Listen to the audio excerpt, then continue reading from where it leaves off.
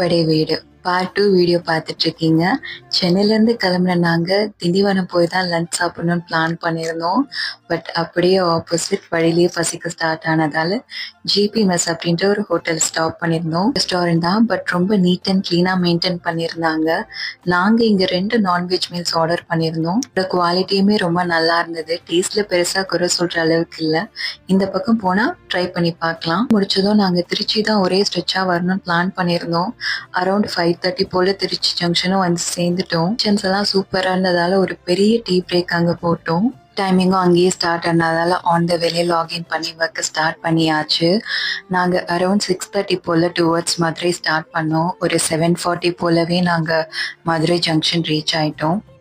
Already book பண்ணியிருக்கிறதால டைரெக்டாக check in பண்ணிவிட்டு சாப்பிட்டுட்டு ஒர்க்கை ஸ்டார்ட் பண்ணணும். இன்னைக்கு நாங்கள் பெருசாக எதுவும் எக்ஸ்ப்ளோர் பண்ண போகிறதில்ல. ரெஸ்ட் எடுத்துட்டு நாளைக்கு தான் எக்ஸ்ப்ளோர் பண்ண போகிறோம். சீரீஸ் கண்டினியூஸாக பார்க்கறதுக்கு மறக்காமல் நைட் ஷிஃப்ட் கப்பலில் ஃபாலோ பண்ணிக்கோங்க. தேங்க்ஸ் ஃபார் வாட்சிங்.